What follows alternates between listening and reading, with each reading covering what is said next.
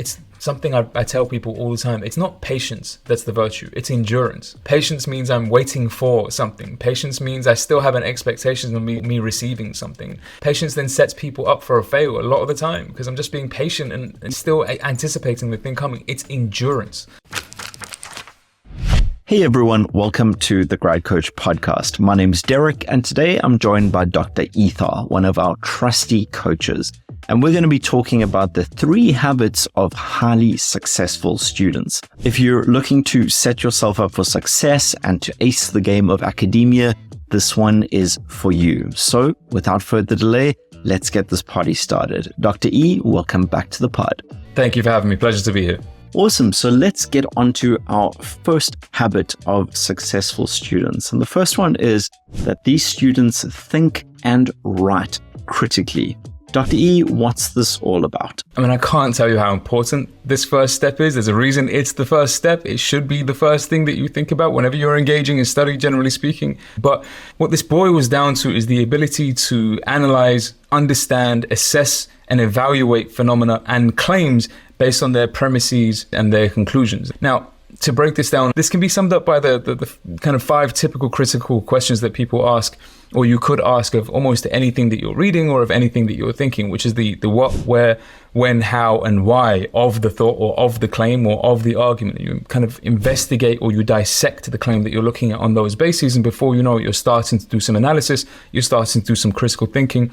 And these are the kinds of things that could be encouraged in terms of your writing too. And I can't, as I said, I cannot overstate how important this is. It's what distinguishes researchers from academics or Wikipedia entries from actual study. It's more than just asking questions. It's maintaining a degree of skepticism so that you're writing, generally speaking, whether you're writing a literature review or an essay or whatever it is that you happen to be working on, is more than just an annotated bibliography where you just take the claims of other people as wrote or as given, but it shows the evidence of your thinking, and it really starts to pull apart the claims that you're reading in such a way as you give them some substance, some value, some actual meaning, so that you can assess and evaluate whether or not what you're saying or whether or not what somebody else is saying is actually true. I mean, look, there's a way of practicing this process, right? And this is assessing other people's claims and assessing other people's writing in terms of employing critical thinking skills. So when you see a claim produced by a particular author or a paper that you're reading or a book that you're reading or a journal that you're reading, anything that your Instagram post even, it could be whatever it is that you want it to be.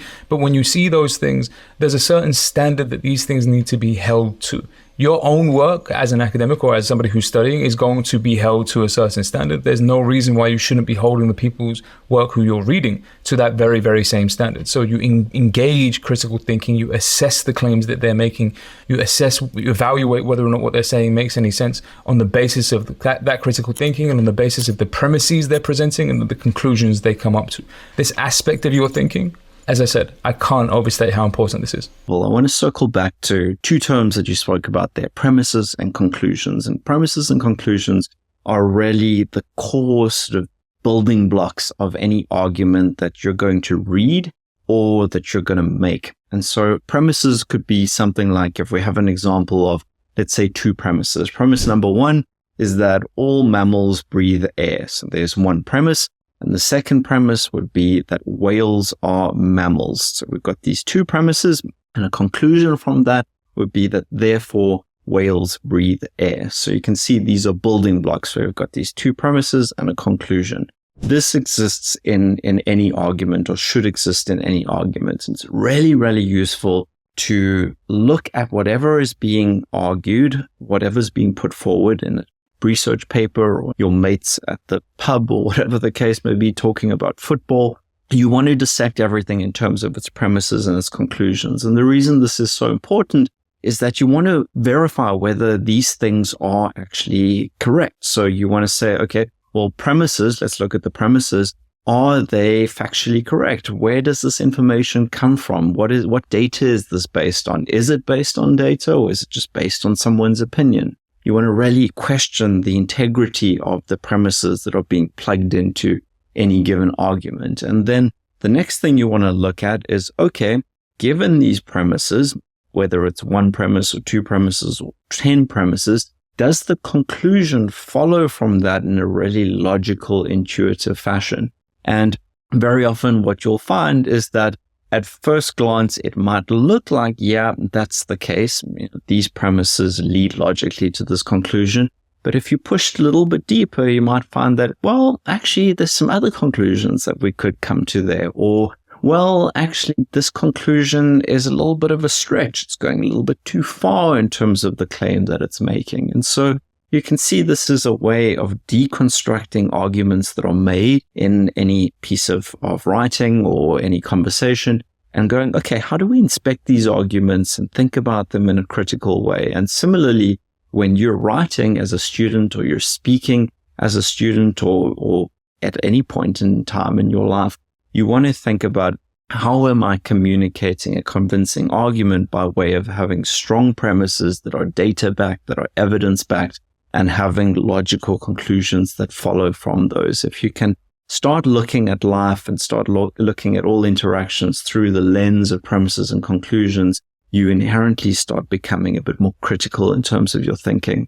Absolutely. Couldn't agree with you more. I mean, it boils down to those steps that you've just outlined there, really three simple, very straightforward steps. One, the recognition that this is something that you do on a day-to-day basis anyway. You just perhaps don't do it in the most sophisticated of fashions and maybe not about the most sophisticated of issues. So maybe it is an argument about whether or not your particular sports team is the best one in the world. And yes, Man United still is not, but stop it. Don't do this.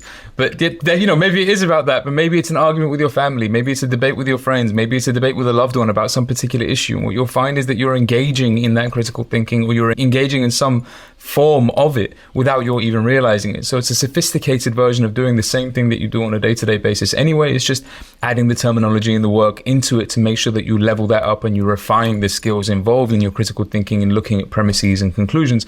And then it's making a habit of this, exactly as you say, making a habit of asking yourself the question, well, how do I know that this thing is true? Do I have justified true belief about this thing in order for it to qualify, as knowledge? How do I know that this thing is actually the case? What are the limitations of the claim that this person is making, or what are the limitations of the thought that I'm presenting? If I feel that something is true, what are the limits of that truth? Is it true all the time? Which is the when issue, is what I've just said, true all the time, infinitely speaking? Is it true only in a certain period of time? And is it true in some places as opposed to being true in all places? So that, claim people like to say is they'll look around at the world, they'll look at the state of, what's happening politically in some particular place, whether it's the United States or Europe or otherwise, and say, well, the world is coming to an end. Well, no, that's not the world, that's the United States and Europe. And that's one thing. You might look in a different place and say, well, the rainforest is being chopped down, and as a consequence of that, the entire world is coming to an end. And while it's terrifying, I'm with you, you can't necessarily jump to that conclusion. There's a couple of other nuanced factors that come into this you might want to take into consideration. I mean, it's a big rainforest. It's not the only one.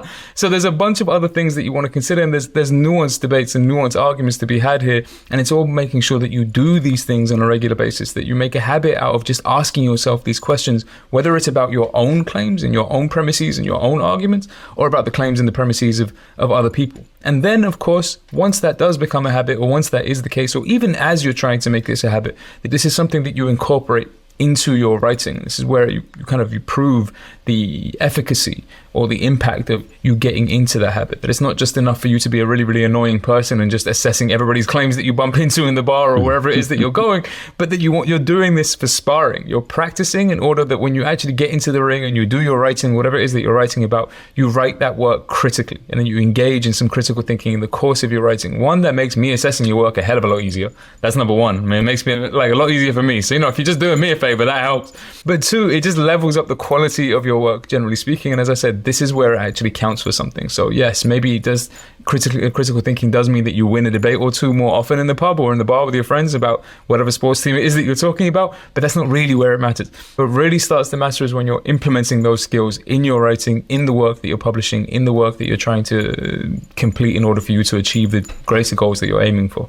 Something that's worth mentioning is that as you get into this game of deconstructing everything in terms of its premises and its conclusions, and really starting to become a bit more skeptical about the arguments that are made around you, something that you really, really need to keep in mind is that it's always infinitely easier to deconstruct and to challenge and critique other people's arguments as opposed to your own. And so what you want to start getting into the habit of is always turning this energy, this, sort of critical energy back at your own arguments, especially the things that you feel quite strongly about. Generally, if you're feeling really strongly about something, that's the little warning flag that, hey, there's some assumptions that need to be questioned. Yeah, there's some critical thinking that needs to be applied to yourself. And so you definitely want to always be turning the mirror back, having a look at the things that you're saying, the arguments that you're making, going, okay, this is my argument. What are my premises? What are my conclusions? Are these premises solid? What are they rooted in? And are my conclusions well-founded? Are they well-rooted in this? And you want to be really, really, really cautious about this whenever it comes to anything related to causality. We tend to have this tendency as humans. We love to find these random patterns in everything that's going on around us and go, okay, well, this happened and then that happened. Therefore, this thing caused that thing. And it's so easy to get into this trap of identifying one or two variables that happen to correlate with some or other outcome and going, you see, it's because of that. It's because of that. And causality, certainly within the research world is one of these really, really, really difficult things to actually establish, even in a highly controlled experimental environment. And so you want to use that as your little red flag devices whenever you've got strong feelings about causal relationships and causality between different things. That's really your cue to go, okay, wait a minute. What are my premises? What are my conclusions? How am I being overly confident in this respect? All right, so let's get on to our second habit of successful students, and that is that they read consistently out of interest and not obligation. Dr. E, do we all need to become bookworms, or what's the deal here? Yes, the short answer is yes. Yes. I mean, I hate to make this really blunt and really simple, really straightforward, but yes, you do. Yes. And not even, as you were saying a moment ago on the previous point, not even just as a consequence of the need to make sure that you succeed academically or whatever it is that you're studying or in whatever field that you're working in. It's not even just that, but just generally in life. Yes. Read everything. Yes. Yeah. Like find the point of interest, start reading and then don't stop. Like just keep going. I can't tell you how many times I've had this conversation. I can't tell you how many times I've had this discussion with other people. I can't tell you how many times people have cornered me and said, okay, but I'm really struggling and maybe I'm not like you because I don't have the intelligence that you have and I wasn't raised in the environment that you were raised in. And okay, let me just make something really abundantly clear if it wasn't already obvious. I wasn't born speaking this language. I learned this. But the point is that this came as a consequence of effort. It wasn't as a consequence of just being born with a certain level of skill or a certain level of ability or anything along those lines. Most people who we think of as quote unquote intelligent or we're taking advice from because they seem to know something, all of that is something they can attribute to the amount of reading that they did. That is to say, the extent to which they did what we said a moment ago, and they checked their own opinions and their own thoughts and their own premises against what the field is saying or against what literature is saying or against what research is saying. So you're not just running around believing your own thoughts without investigating them at any point. So yes, as predictable and as dull as it may happen to seem or it may happen to feel, outreading your peers, outreading the people in your class, outreading the people in your year group, outreading the people who are researching with you, whatever level of study that we're talking about here, outreading your peers and your own expectations. These are the fundamental building blocks of academic success. It's the fundamental building block of success in life, generally speaking. It describes the gap between what people like to call doing their research, clicking the first Google search result, basically, is what I did my research, and doing actual research. It's more than just reading everything. It's over the course of time starting to read all of the right things and then trying to distinguish between those two things begins with reading in the first place. It's not an easy thing to be able to do. That much is certainly true. But you have to start reading in the first place in order to begin getting to the point where you can make that distinction between what reading generally speaking is and then what research generally speaking is and what researching the right things look like. I mean, look, I've said this till I'm blue in the face, and I think I'll continue saying it until I'm blue in the face because it won't stop being true. There's a very, very simple premise here, and it was raised to me by one of my supervisors a long time ago, and he made a very, very good point. He didn't make many very good points, but this one, he kind of got it right on this point. So one of the few very good points that he put forward was that, think about it like this. There are some 8 billion people on planet Earth right now. Human beings have been writing to some level of sophistication for about 4,000 years or so. So whatever your question is, whatever your concern is, whatever area of curiosity is that you're trying to pursue, whatever thing you're unsure of, I guarantee you someone somewhere has written about it. to some extent. Like maybe not to the depth that you might want, maybe not in the way that you might want, maybe not even in the language that you might want. But I guarantee there is no way this many human beings, this many thousands of years of writing, and we haven't covered that topic that you're curious about in some way, some shape, form, somewhere. It's a question of finding it and then reading everything you possibly can about it. It's just the degree to which you're willing to look for it. It's how willing you are to go through that work, get yourself a library card. My God, I sound old. Go online, do whatever it is that you need to do, but do all the reading you can possibly do. I can't tell you how important this is. It's an exercise in broadening your perspective. It's an exercise in broadening your creativity and the number of inputs into your thinking. And it can even be an exercise in broadening your empathy, because you're getting the perspectives of other people. Of course, it depends what you're reading, but oftentimes if you're reading nonfiction, it is in some way comparable to having a conversation with someone who's an expert in the space that you're interested in. And realistically, you don't get to have those conversations. And so reading is your pathway to really engaging with that person. And so you just can't read enough. Unfortunately, we live in this world where there's an absolute abundance of rubbish content that caters towards shrinking attention spans. And so there's no shortage of stuff to keep us distracted. And so I understand when people say like, okay, but where do I get the time to read? And how do I really dig down into this and build a habit out of it? And I think Naval Ravikant makes a good point here. I hope it was him. And he says, sort of start reading the stuff that you enjoy reading. You know, if you're not a strong reader to start with, don't pull out an encyclopedia. Don't pull out a really technical book and try to start working your way through that.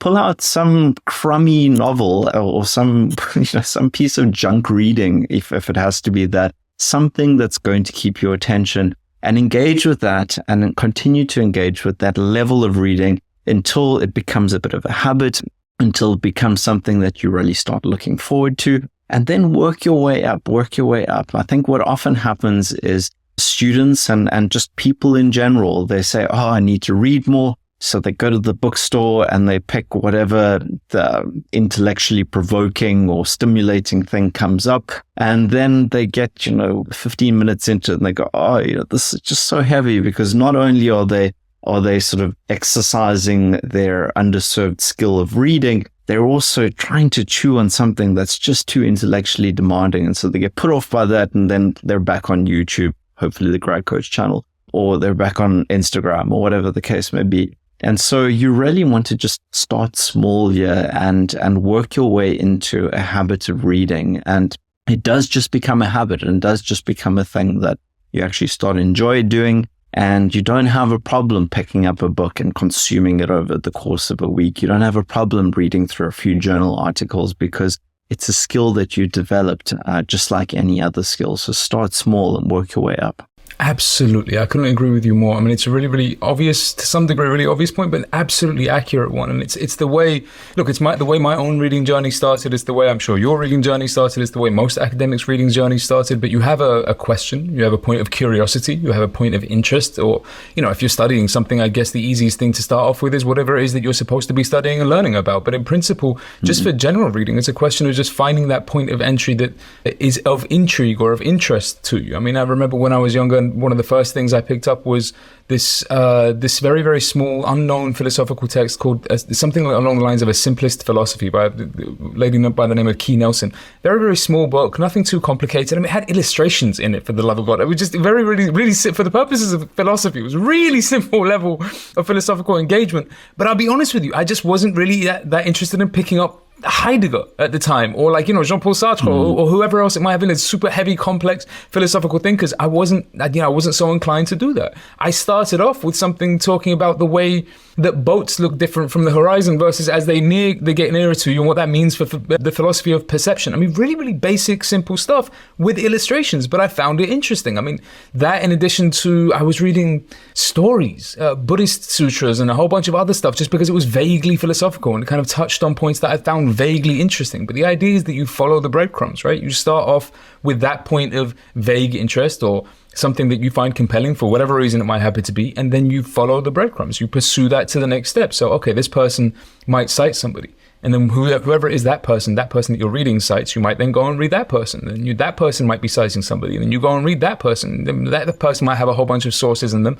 and you might look at their footnotes and look at their sources and say, hey, you know what, some of this seems interesting to me too, so I'm going to go ahead and read that as well. And it's just following your interest. It's pursuing your own interests. It's pursuing your own questions. It's the nature of academic curiosity. You keep pursuing this thing, and there's no end to it. I mean, look, the important thing to remember is that the art of academia is knowing more and more and more about less and less and less, until you know almost everything about almost nothing. That's the idea. It's about specialization and expertise and depth, not breadth of knowledge, right? So it's not the idea that I've read everything from pole to pole, from east to west, from one side of the planet to the other one. It's not the breadth of the knowledge that you've taken in. It's the depth of the knowledge that you've taken in. So pursue one point of interest until you've absolutely exhausted that point of interest. Not that there is such a thing. And then you keep going. Maybe you mine new areas and you mine new ground, and you find more information in that area. That's the art of what it is that you're trying to achieve.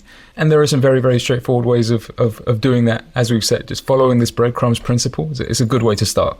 I think just one practical tip in terms of getting into reading pieces that are challenging. And that is that, to your point, Dr. E, we are fortunate enough to live in this age where there's just so much information about everything everywhere. And so if you are faced with having to read something that is a bit beyond your level, or is challenging for you to read, it's challenging for you to understand. You spoke about philosophical texts. Those can be absolute monsters. Remember that you're not living in a world where all you have is that piece of text in front of you and you got to make sense of it. You have the likes of YouTube. You have the likes of Google. Now you've got the likes of ChatGPT and other AI engines that can help you interpret this stuff. So, practical example, a little while ago, I started going down a Russian existentialist literature road.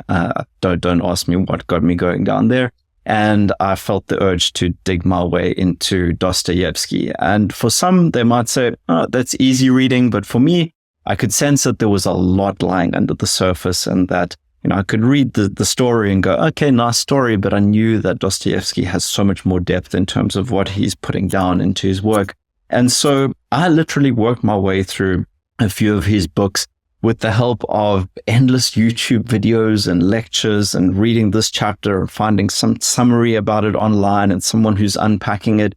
And that was just such a rich experience. It was a really slow experience because obviously I had to go piece by piece, but it's the kind of understanding that I would just never get if I was trying to just stare at this book and reread everything 5 times and go, well, what does he mean by that? Is that of any consequence, or isn't it of any consequence? So my point is, you're not on your own in this journey. You're not sitting 10, 20 years back where you had to go to the library and perhaps you'd find some sort of supporting study guide. You now have the internet, and you can, for most common pieces of work or most popular pieces of work, you'll find all sorts of breakdowns and interpretations and summaries online. And so you can really make a little game of it, really unpacking and decrypting each piece of reading. Of course, this requires time. It requires a substantial effort and an investment of your time. But, what else are you do? You're going to, either just not understand it at all, or you're just going to step away from it and never even look at it. So if you want to get into these things, remember that there is assistance out there, and it's all free as well. All right, so let's jump into habit number 3 of successful students. And that is quite simply that they get those reps in no matter their motivation level. Dr. E, what's this all about? What reps do we need to be doing, and how do we operate without motivation? Books. The reps is books. What you do is you stack up a bunch of books on a bar and you just start lifting. I'm kidding. It's not just, wouldn't necessarily be a bad thing, but still, I'm kidding. I'm not saying that's what you do. But no, look, let's face it. It's kind of to the point that you made a moment ago. That study, whatever it is that you're studying, whatever it is that you're reading, whatever it is that you're getting into, study no matter what is a slow burn. That's what it is by definition. Reading takes time. Full stop. I mean, I'm not going to pretend otherwise. I mean, you can use ChatGPT to help you out. You can use different AI tools to help you out. You can use all the online resources in the world to help you out. But the pace at which you understand what you understand is just the pace at which you understand what you understand. This is going to take the time that it takes, and that's just the nature of it. That's just the way study works. So it's not going to be as quick as sending a text message. That's true. It's just going to last a lot longer. It's not going to be as quick as taking a snap and putting it up on social media. It's just going to mean a lot more. So yes, study is just a slow burn, but that's the nature of it, and that's what you want it to be. I mean, I've made this comparison 1,000 times in terms of the difference between typing versus handwriting, and just the muscle memory of handwriting and how that stays in your head versus typing things out, and it just doesn't. It just disappears relatively quickly. These things are intended to be a slow burn, and that's the nature of it. But the point is, there is going to be a degree of repetition in this process, whether it's just reading the book that you're reading at the moment and then you have to reread it, or whether it's reading a particular passage and then trying to find out, as you were suggesting a moment ago, what the information is about that particular passage, and then going back to that particular page and then doing it again. It's going to demand a level of persistence. That is absolutely the case, and there's no getting around this, regardless of your motivation levels. This really is about progress over perfection. This really is about discipline over your destination. It's not a question of how quickly I can get from point A to point B. It's the discipline with which I make that journey. It's the making sure that I get there really, really fast, but the steps that I take to get there are absolutely the correct ones in every single respect. I have a really, really small example of how this works, but I had a friend of mine who was once, a fellow philosopher. We were doing our PhDs together, and he had decided to take up martial arts. I have no idea why. There was nothing about this kid that was martial artsy, but nevertheless, this is what he decided he wanted to do, and by all means, I was going to support him, because at least he's getting physical. So cool. So he takes up some martial arts, and he first decides that he wants to get into kendo, which is, the Japanese art of sword swinging and what have you. So he gets into this in session number 1, his first lesson, and his teacher sees him and he picks up one of these wooden swords and he tries to strike it. And the teacher tells him that he's never going to pick up another sword again for at least the next 6 months. And for 6 months, what he's doing is practicing walking. The guy had him training in trying to coordinate his breathing with his walking. And for the first couple of weeks, I can't tell you how frustrated my friend was about how slow this process was, how boring it was, how repetitive it was, how he kept doing the same things over and over and over again. But the teacher seemed to have no mind and no care about that repetition, because the teacher understood that before you can strike correctly, you have to be able to approach your target correctly. You have to be able to walk to that point correctly so that when you do strike, you strike from the best possible position. And it's the same thing here, that when you study, it's not just, can I answer this question and can I answer this question effectively? Can I write this paper and can I write this paper in the best possible way? Can I produce an essay really fast? I can't tell you how often we have these conversations with people. It's not something you can just do overnight. It's something you can fake overnight, certainly. That's certainly true. With the tools that are available to you online, yeah, you can fake all of this if you want to. It's just not the same thing. It just doesn't count, and you know that you faked it.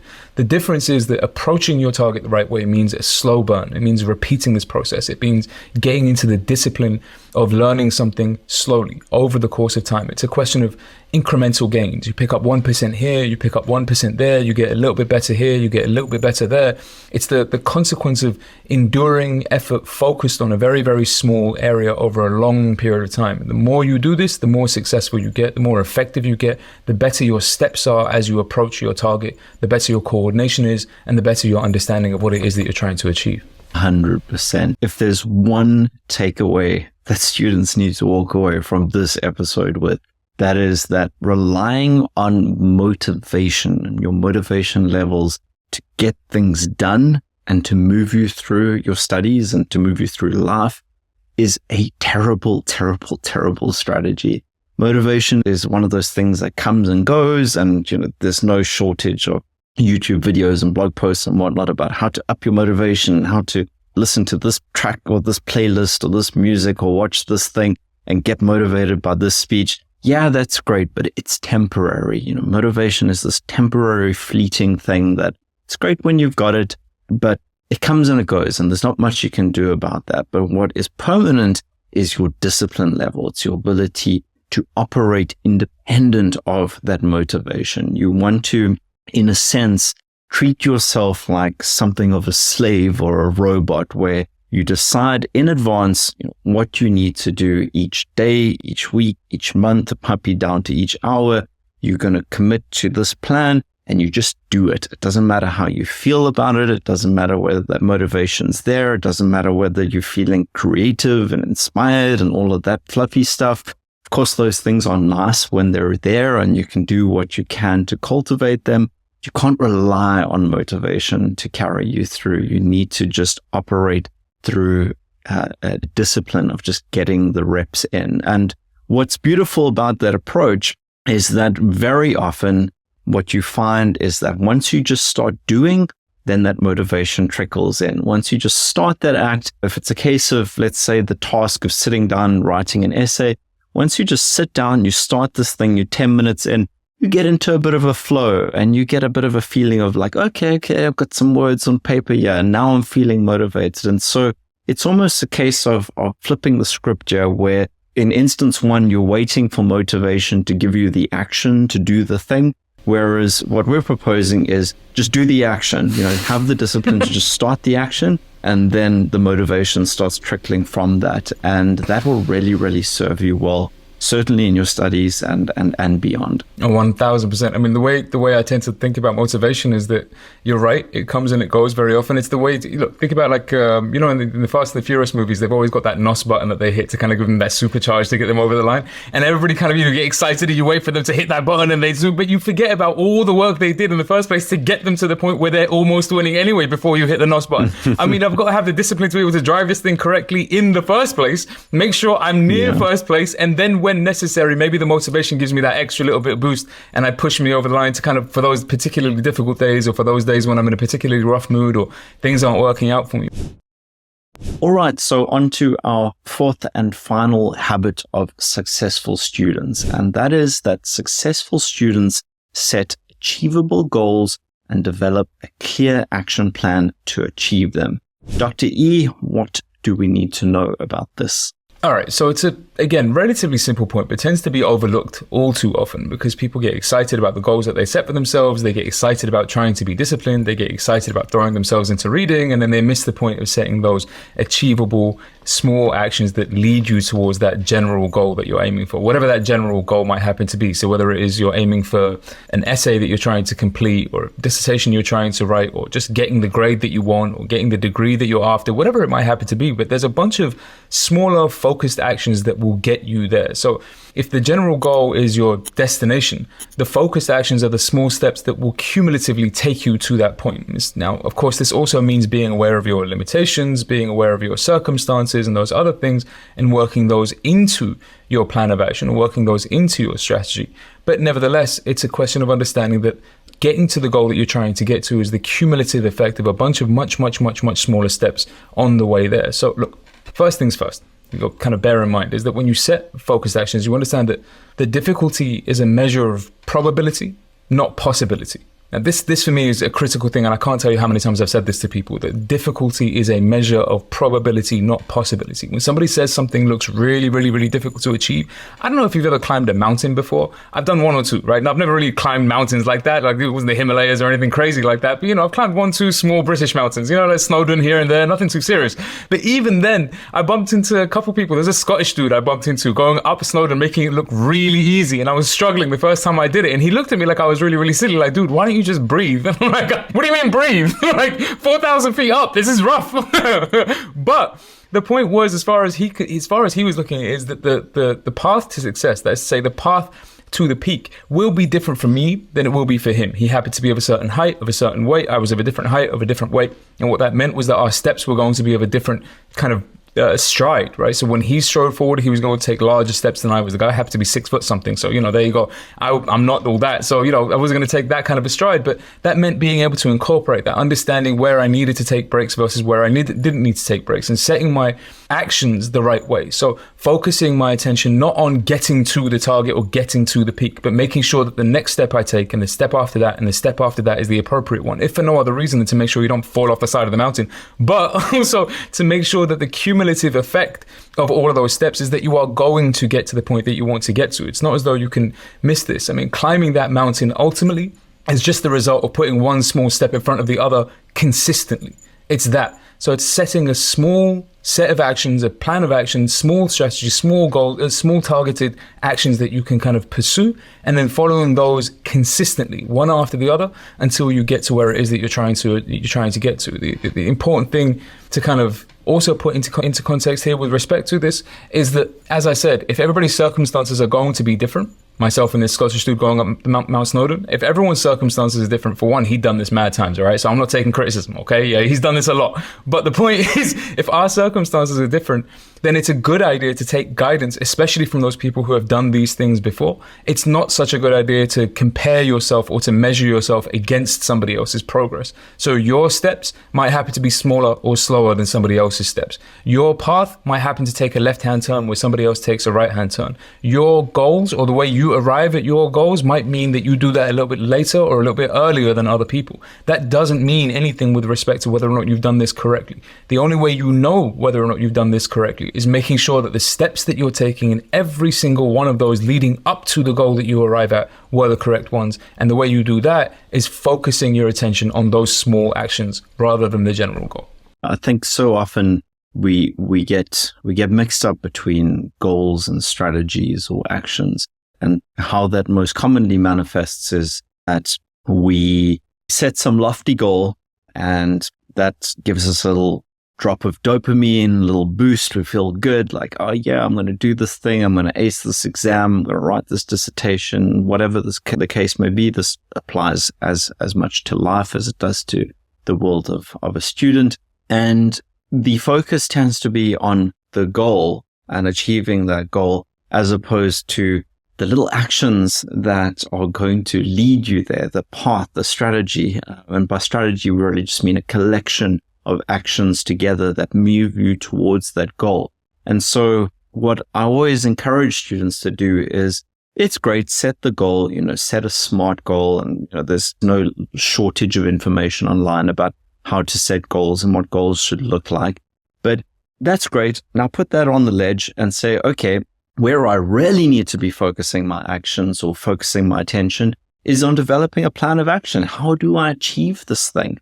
And so you've got the end in mind, the goal is there. And then what you want to be doing is go, okay, cool. So now let's break this down into actions. What actions can I take that would legitimately potentially lead me to achieving this goal? And so if it's a case of, writing a dissertation, that means, okay, how much time do I think it's going to take to write this dissertation? How much time do I have? What does that break down into in terms of how much time I need to commit to this thing every day?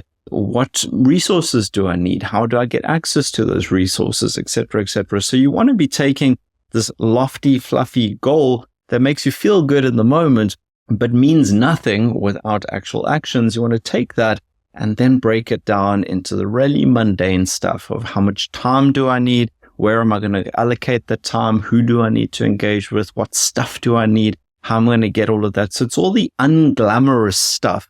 And this kind of links to our previous point about getting the reps in. That's all that stuff that you really want to be focused on. The goal's nice. The goal makes you feel good. It's an exciting thing to look forward to every day, but it means nothing if you're not focused on those actions and you don't have a good action plan. And of course, you don't have to have that action plan perfectly worked out from day one. It's going to be an iterative thing. You're going to sort of figure it out in part as you go and adjust your course as you go. But what you really want to focus on is, what are the actions I need to do, the really boring, dull, unattractive, uninspiring stuff every day? What are these things that I need to do? What reps do I need to get in? And then focus on those things. You want to focus on those actions, on those processes, on the systems that you need to integrate into your daily life to achieve that thing. And then the goal will come. The goal is just the sort of side product of that. But it's certainly not going to come around without all of that boring, mundane stuff being worked out.